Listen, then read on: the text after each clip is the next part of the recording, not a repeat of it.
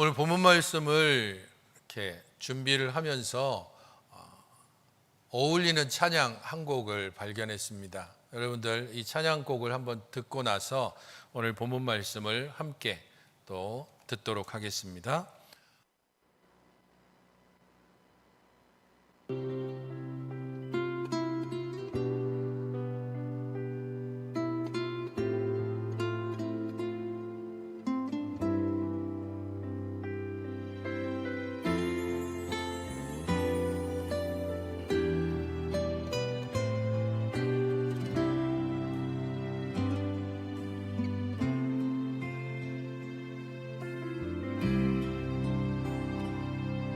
내가 걷는 이 길이 혹 굽어도는 수가 있어도 내 심장이 울렁이고 가슴 아파도 내 마음속으로 여전히 기뻐하는 까닭은 하나님은 실수하지 않으심일세.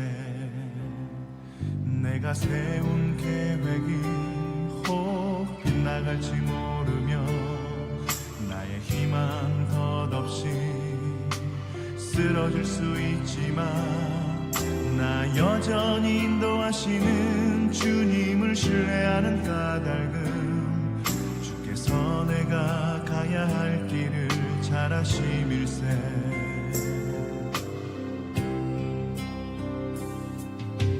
어두운 밤 어둠이 깊어 날이 다시는 밝지 않을 것 같아 보여도 내 신앙 부여잡고 주님께 모든 것 맡기니 하나님을 내가 믿음일세. 지금은 내가 볼 수 없는 건 너무 많아서 너무 멀리 가물가물 어른거려도 분명히 오라 나 두려워 아니하리. 만사를 주님께 내어 맡기리. 차츰차츰 안개는 거치고 하나님 지으신 빛이 뚜렷이 보이리라. 가는 길이 온통 어둡게만 보여도 하나님은 실수하지 않으신다네. 꽤 오래전에 만든 곡입니다. 근데 요즘 김대환 씨가 다시 좀 리메이크하면서 많은 사람들이 좀 듣고 있는 곡이기도 합니다. 하나님은 실수하지 않으신다네. 최용독 씨가 작사하시고 작곡하신 곡이기도 합니다. 내가 걷는 이 길이 혹 굽어도는 수가 있어도 나의 심장이 울렁이고 가슴 아파도 내 마음속으로 여전히 기뻐하는 까닭은 하나님은 실수하지 않으심일세. 내가 세운 계획이 혹 빗나갈지 모르고 나의 희망이 덧없이 쓰러질 수는 있지만 내가 여전히 인도하시는 주님을 신뢰하는 까닭은 주께서 내가 가야 할 길을 잘 아심일세. 어두운 밤 어둠이 깊어 날이 다시는 밝지 않을 것 같아도 나의 신앙을 부여잡고 주님께 모든 것 맡기리니 하나님을 내가 믿음일세. 지금은 내가 볼 수 없는 것이 너무 많아서 너무 멀리 가물가물 아른거려도 운명이 오라 나 두려워 아니하리. 만사를 주님께 내어 맡기리. 차츰차츰 안개는 거치고 하나님 지으신 빛이 뚜렷이 보이리라. 가는 길이 온통 어둡게만 보여도 하나님은 실수하지 않으신다네. 하나님은 실수하지 않으신다. 그것이 오늘 우리가 보고 있는 창세기 27장 전체 내용에서 가장 중요하게 우리가 생각해야 될 바입니다. 사람은 실수하고 사람은 악하고 사람은 헛된 일을 공모하고 사람들은 자기 자신의 생각을 하나님의 뜻보다 더 앞세우는 경우가 있다 할지라도 하나님은 실수하지 않으십니다. 하나님은 그의 뜻을 이루실 것이고 하나님은 결국 그의 뜻을 성취해 가신다는 사실을 오늘 본문에서는 우리에게 알려주고 있습니다. 우리는 미래가 보이지 않으니까 때로는 거짓이나 술수를 쓰는 것을 두려워하면서도 어쩔 수 없다고 변명하는 경우들이 있습니다. 어쩔 수 없지 않아. 내가 이렇게 안 하면 그냥 이렇게 손해볼 수 없고 이렇게 그냥 손 놓고 있을 수 없으니까 그러니까 그냥 조금 눈 한번 질끈 감고 마음에 좀 걸림이 있어도 그래도 이렇게 한번 좀 해보자라고 하면서 어두운 밤길에 우리들을 더 깊은 수렁에 빠뜨리는 경우가 있습니다. 그러한 우리들의 모든 연약함과 실수와 죄 가운데서도 하나님은 결국 그의 택하신 우리 같은 죄인들을 붙드시고 결국에는 하나님의 뜻을 이루는 도구로 만들어 가시고 우리의 굽은 길을 하나님의 고전 길 가운데로 이끌어 가시는 것입니다. 오늘 본문은 바로 그 부분들을 우리에게 이야기해 줍니다. 하나님의 뜻과 다른 길을 행하고 있는 족장의 가족, 특별히 이삭과 리브가를 엄마와 아버지로 하고 있는 야곱과 에서의 모습을 우리는 보게 됩니다. 오늘 본문에서는 두 그룹의 공모자들이 등장합니다. 한 그룹은 이삭과 에서고 또 한 그룹은 리브가와 야곱입니다. 이삭과 에서가 하나님의 뜻을 알고도 자신의 뜻을 따라서 행하려고 하는 하나님의 뜻과 반대의 길을 가려고 하는 사람들이라면 리브가와 야곱은 하나님의 뜻이 무엇인지를 알고 그 뜻 가운데 행하기는 하지만 하나님의 방법이 아닌 인간적인 방법을 쓰는 실수를 범하고 있습니다. 사실 실수 정도가 아니라 아주 악랄하고 교묘한 방법을 사용하고 있습니다. 어찌됐든지 하나님의 뜻을 이루면 되지 않을까라는 생각이 있지만 하나님이 이렇게 어리석고 또한 거짓된 방법으로 하나님의 뜻을 이루어가지 않습니다. 그러나 사람의 거짓됨을 하나님께서 사용하시고 그것을 통하여 하나님의 뜻이 이루어진다는 것이 결국은 하나님의 신실하심을 우리에게 보여줍니다. 왜 우리가 믿음의 사람들이 하나님의 말씀도 알고 하나님의 뜻도 알고 하나님의 계획도 알고 하나님이 우리를 지켜주실 것을 알매도 불구하고 세상의 방법을 쓰고 세상의 길을 쫓아가게 되는가? 신뢰하지 않기 때문입니다. 약속이 우리에게 아직 멀다고 생각하기 때문입니다. 우리 마음이 너무도 조급하기 때문입니다. 그저 당장 손에 쥐는 게 이게 우리에게 가장 안심이 되기 때문에 하나님의 뜻과 상관없는 다른 방법을 사용하는 우리의 모습을 종종 보게 됩니다. 오늘 본문에서는 특별히 중심 주제와 본문이 위치하고 있는 그 위치를 살펴볼 때 본문의 말씀을 좀 더 깊이 알 수 있습니다. 오늘 본문의 중심 주제는 앞서 25장에서도 계속되어진 야곱과 에서의 갈등, 그것이 오늘의 중심 주제입니다. 더더군다나 이 야곱과 에서의 갈등은 1라운드를 지나서 2라운드를 거쳐 오늘 본문에서는 드디어 3라운드까지 왔습니다. 야곱과 에서의 갈등 첫 번째는 어떤 때입니까? 리브가의 뱃속에 있을 때입니다. 서로 싸우되 아주 심각하게 싸우고 그 싸움의 양상이 너무 커져서 출산할 때에 발 뒤꿈치를 붙잡을 정도로 그야말로 치열하게 뱃속에서 첫 번째 싸움이 있었습니다. 두 번째 싸움은 어떤 것입니까? 우리가 이전에 살펴본 대로 팥죽 사건입니다. 에서가 배고플 때에 야곱이 그를 속이고 그에게 원하지 않는 다른 것을 주었죠. 그것을 통해서 그의 장자권을 거짓되게 획득했습니다. 이것이 에서와 야곱의 두 번째 갈등 2라운드입니다. 오늘 본문은 드디어 3라운드입니다. 축복권과 관련되어져서 에서와 야곱의 갈등이 나오고 있지만 실제적으로 이 갈등이 표면적으로 나타나지는 않습니다. 대신 대리전 형식으로 나타나고 있는데 누굽니까? 그의 부모 이삭과 리브가를 통해서 야곱과 에서의 갈등이 보다 커지고 보다 좀 깊어지는 모습을 보이고 있습니다. 사실 야곱과 에서의 이 갈등이 부모의 갈등으로 드러나고 있는 것을 잘 보여주는 부분은 5절과 6절에서 잘 보여집니다. 5절을 보십시오. 이삭이 그의 아들 에서에게 말할 때에 라고 이야기합니다. 이삭은 에서를 향해서 그의 아들 에서라고 그렇게 기록을 하고 있습니다.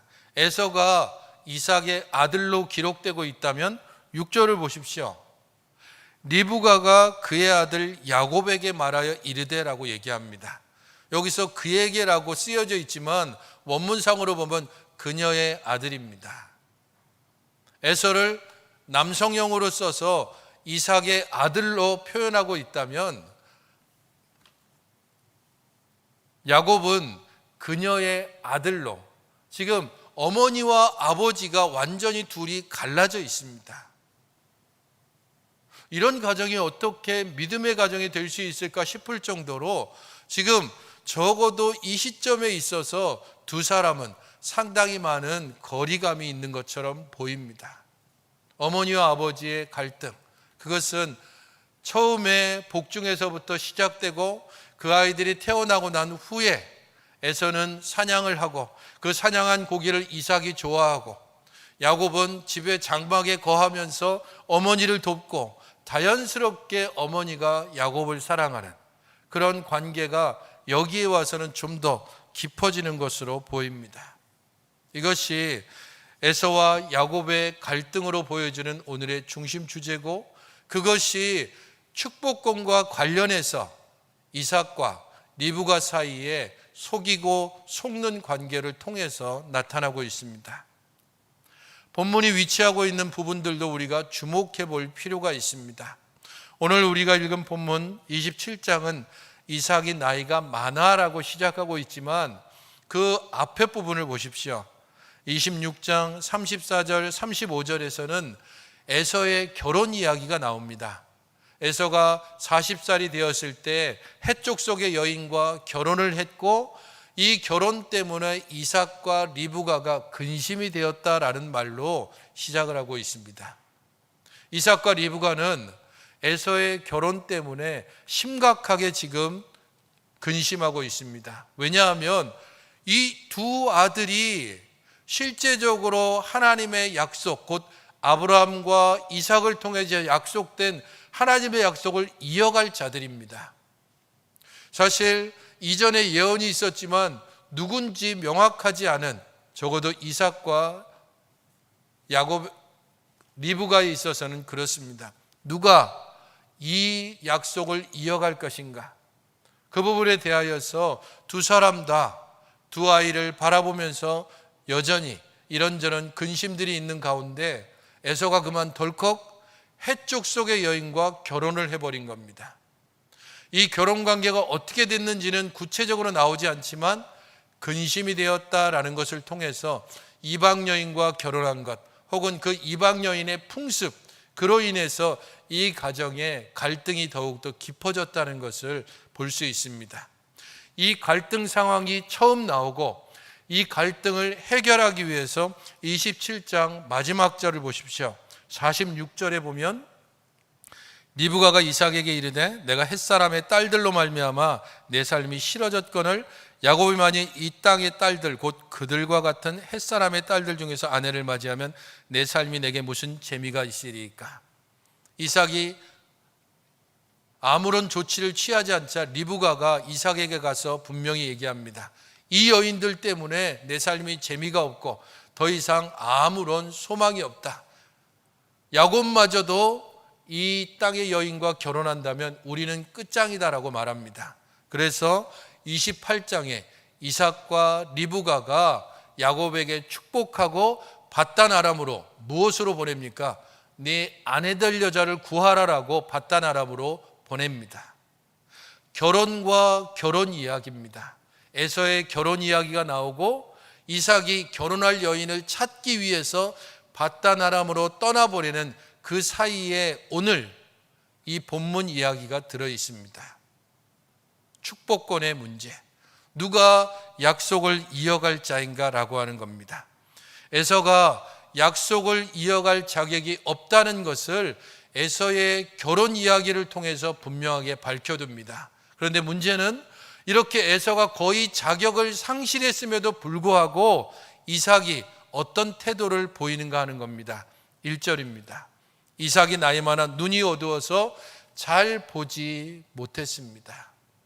성경에서 나이 많아 눈이 어두워서 잘 보지 못했다라고 했을 때 육신적으로 그가 노쇠했기 때문에 볼 수 없다는 것이 첫 번째 의미라면, 그가 영적으로 둔해졌다라고 하는 것이 두 번째 의미입니다.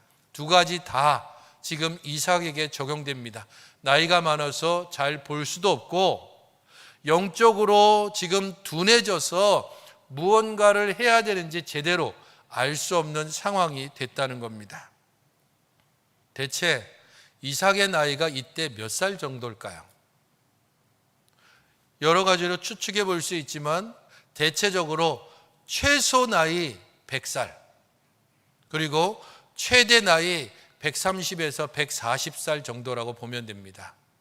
왜냐하면 이삭이 40살에 결혼했습니다.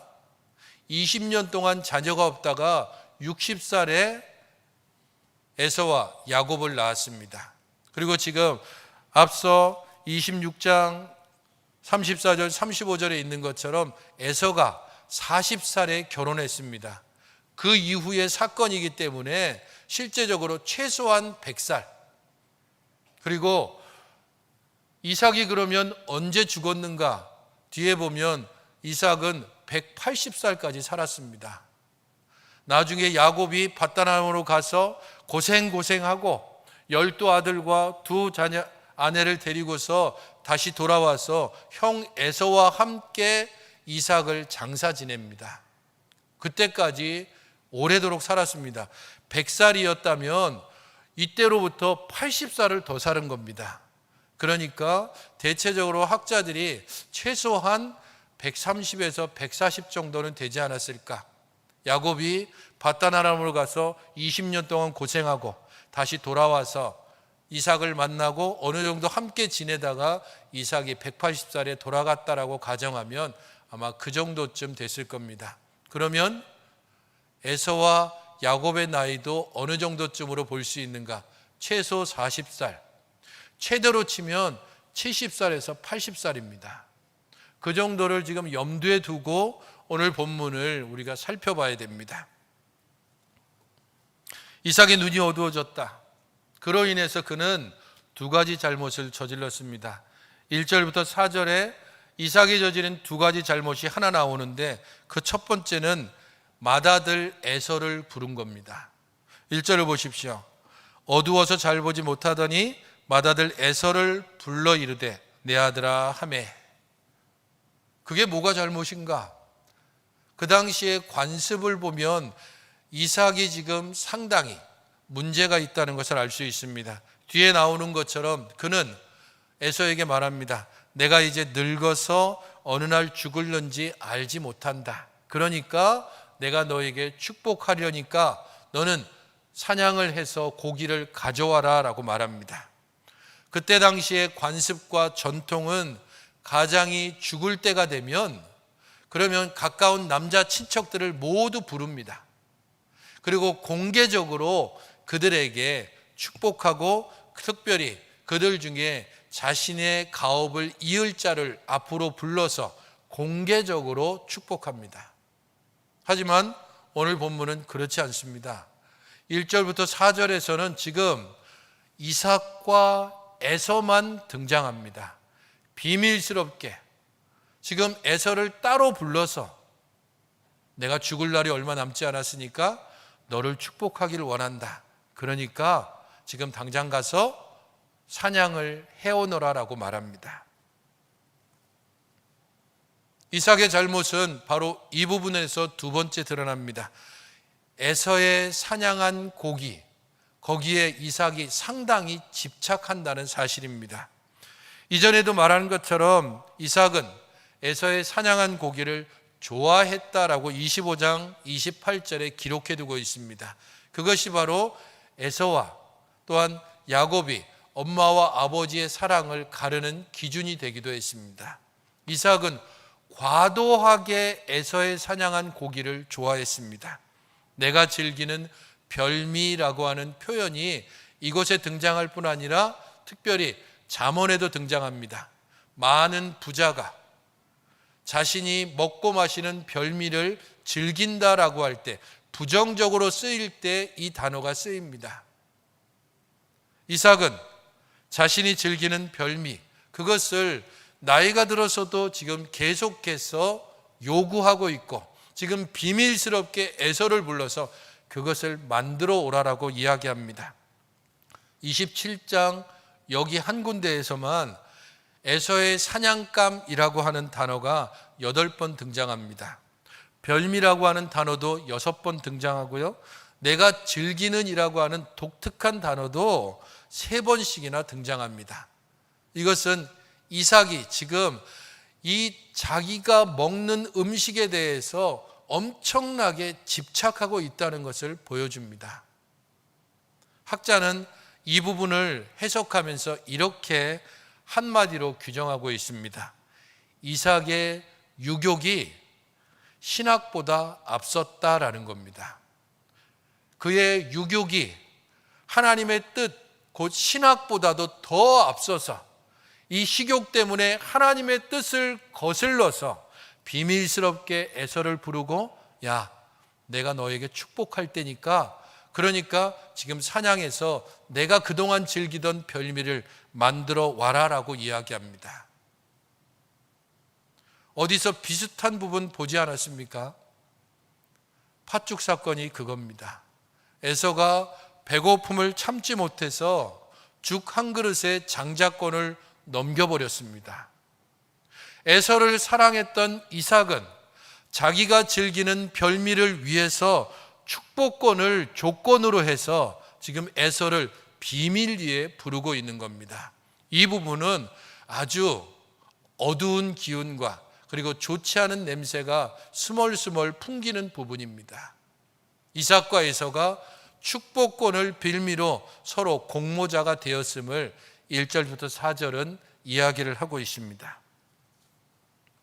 하나님의 계획은 분명합니다. 하나님은 25장 23절에 리브가에게 분명히 말했습니다. 두 국민이 내 태중에 있다. 두 민족이 내 복중에서 나누어진다. 이 족속은 저 족속보다 강하고 큰 자는 어린 자를 섬길 것이다 라고 얘기했습니다. 둘 중에 하나다. 그것을 내가 뱃속에서부터 택했다라는 겁니다. 하나님의 주권과 하나님의 은혜를 분명하게 보여주는 겁니다. 세상의 방법이나 기준이 아니라 내가 결정하고 내가 선택하고 내가 이끌어 가겠다라고 말씀하십니다. 그런데 하나님의 이런 계획과 달리 이삭의 계획이 있습니다. 4절에 에서에게 말하기를 내가 죽기 전에 내 마음껏 내게 축복하게 하라라는 겁니다. 이삭의 축복이 개인적인 축복일 수가 없습니다. 이삭이 그 정도도 모를 정도로 완전히 신앙에서 벗어나지 않았을 것이기 때문입니다. 그래서 리브가가 야곱을 불러 말할 때에 7절에 있는 것처럼 죽기 전에 여호와 앞에서 내게 축복하게 하라 했다고 아버지의 말을 전하고 있습니다. 여호와 앞에서라는 말을 덧붙인다는 것은 리브가가 이삭의 축복이 어떤 성격인지를 잘 알기 때문입니다. 이삭은 태중에서 싸우는 아이들로 인한 예언을 직접 듣지 않은 것으로 보여집니다. 아마도 리브가가 뱃속에서 너무 아이들이 다투고 그리고 괴롭게 하고 죽을 정도로 괴로우니까 나아가서 기도하고 그때 하나님의 말씀이 들렸습니다. 두 민족이 있고 그리고 누군가를 택했다라는 말씀을 분명히 들었습니다. 아마도 하나님의 말씀을 리브가가 직접 듣고 그것을 이삭에게 전달했을 겁니다. 이삭은 직접적으로 하나님의 뜻과 계획을 들은 자가 아닙니다. 그렇기 때문에 이삭이 이렇게 에서에게 행하는 것을 어느 만큼 이해할 수 있습니다. 그는 직접 듣지 않고 간접적으로 들었기 때문입니다. 이 부분도 어딘가 좀 비슷한 장면을 본 적이 있습니다. 어느 때 그랬습니까? 에덴 동산에서입니다. 하나님께서 아담에게 동산 중앙에 있는 생명나무 실과는 먹지 말라라고 분명히 얘기했습니다. 그 이야기를 들은 것은 아담이지만 아담은 후에 하나님이 창조하신 하와에게 분명하게 이야기했습니다. 저것은 하나님께서 먹지 말라라고 이야기했어. 먹으면 반드시 죽을 것이다라고 이야기했어. 뱀이 와서 유혹하자 하와는 쉽게 넘어갑니다. 간접적으로 들으면 그렇게 되는 겁니다. 직접 들어야 되고, 직접 읽어야 되고, 직접 봐야 되고, 직접 느껴야 되고, 직접 깨닫고, 직접 체험해야 합니다. 올 한 해 하나님의 말씀을 묵상하자라는 것에 대해서 계속해서 여러분들에게 이야기합니다. 후반기부터 여러분들 모두에게 매일 묵상할 복 있는 사람 큐티집을 다 나누어 드렸습니다. 여러분의 큐티집은 지금 집에서 무엇을 하고 있습니까? 혹시 먼지가 가득 있지는 않습니까? 한 번도 큐티책을 열어보지 않고 2달이 지나면 그냥 쓰레기통에 버려지진 않습니까? 여러분의 성경책은 일주일 동안 한 번 정도 펼쳐집니까? 일주일 동안 주일 말씀 이거 하나로 살아갈 수 있을 거라고 생각합니까? 여러분들이 직접 말씀을 보고 여러분들이 직접 말씀을 묵상하고 그 말씀으로부터 깨닫게 되고 그 말씀으로부터 찔림을 받고 그 말씀으로부터 위로를 받지 않는 한 우리는 세상의 유혹에 넘어갈 수밖에 없습니다. 하물며 하와도 그러했고 이삭도 그러했습니다. 직접 듣지 않으니 자기 계획과 생각이 하나님의 뜻보다 더 앞서는 겁니다. 하나님의 뜻을 직접 들은 리브가는 또한 어떻게 했을까요? 이삭의 행위는 분명코 하나님의 계획과 반대되는 겁니다. 그는 에서에게 축복하면 안 됩니다. 그럼에도 그는 자신의 별미를 위하여 축복권을 조건으로 내밀었습니다. 그것을 듣고 리브가는 행동에 옮깁니다. 하나님의 계획을, 하나님의 축복권이 야곱에게 돌아가야 한다는 사실을 분명히 알기 때문에 그것을 이루기 위해서 그는 거짓된 술수를 사용하고 있습니다.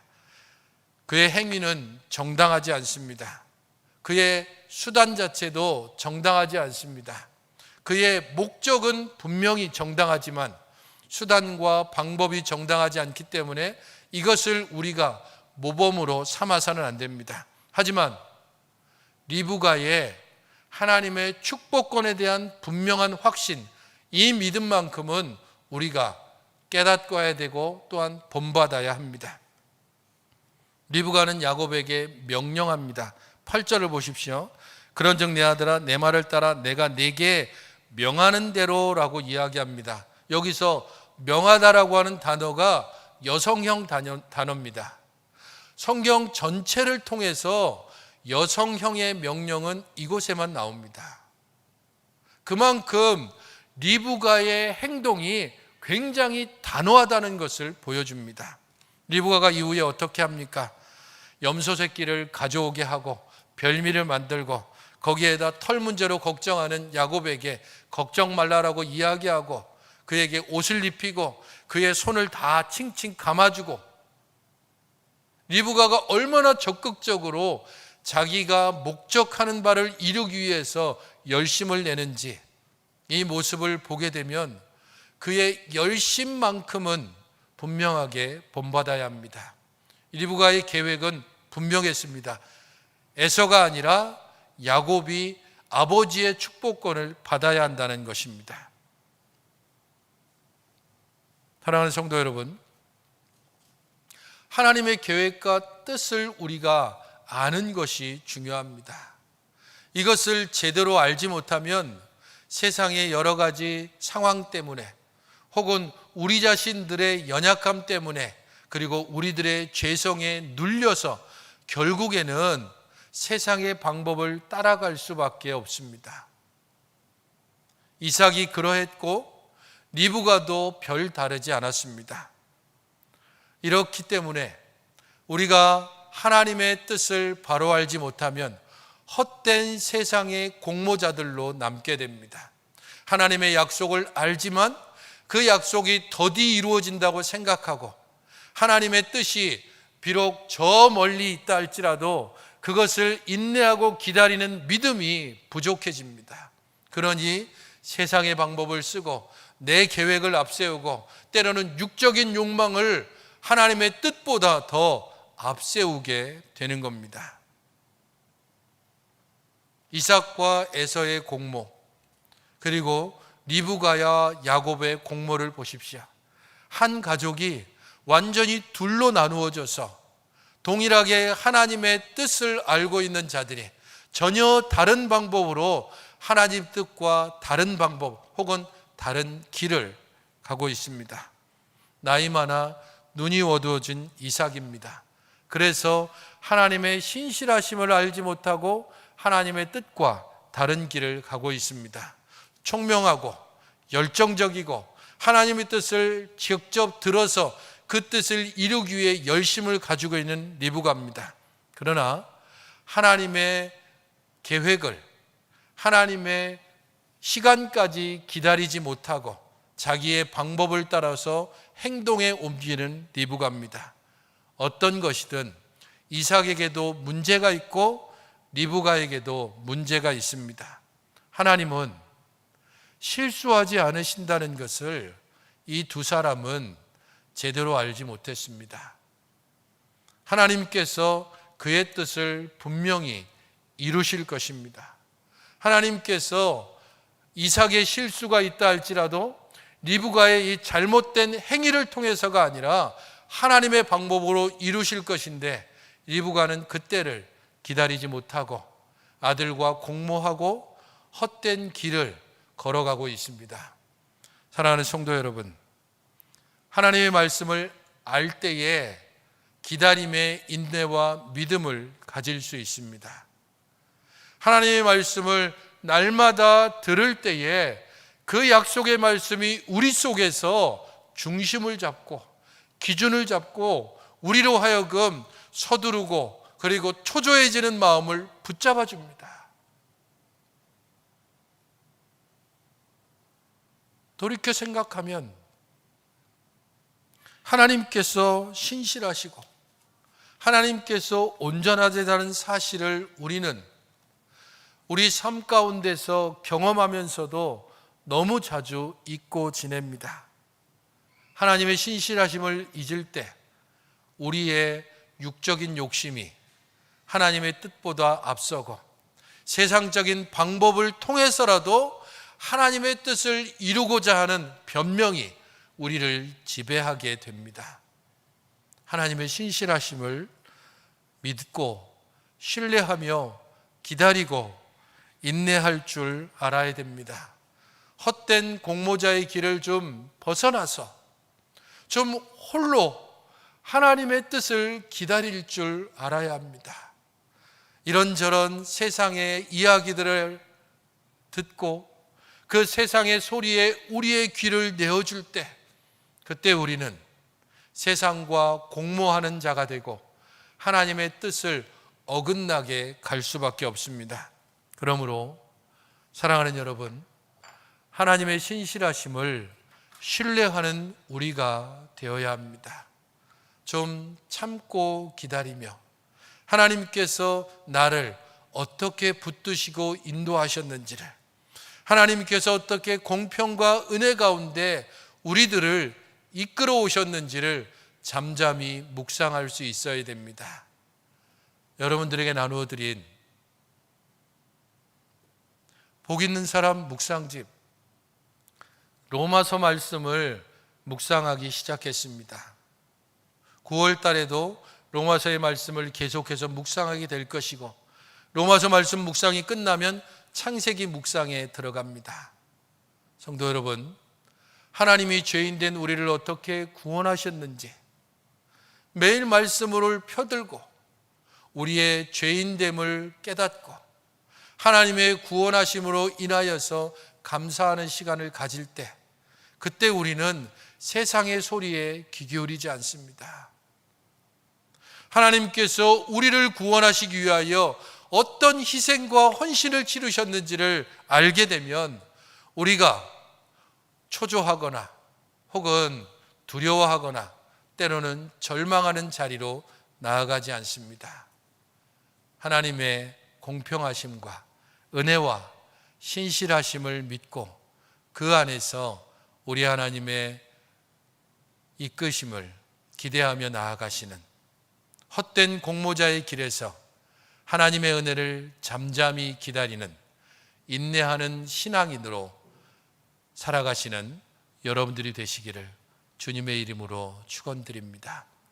하나님 아버지, 저희들을 은혜 가운데 주장하시고 이끄시니 감사를 드립니다. 신실하게 우리를 인도하시고 공평과 은혜로 지키심을 감사를 드립니다. 그 하나님의 신실하심을 바라며 오늘도 그리고 내일도 주님의 말씀에 귀 기울이고 주의 은혜를 간구하며 살게 하여 주시옵소서. 예수님의 이름으로 기도하옵나이다. 아멘.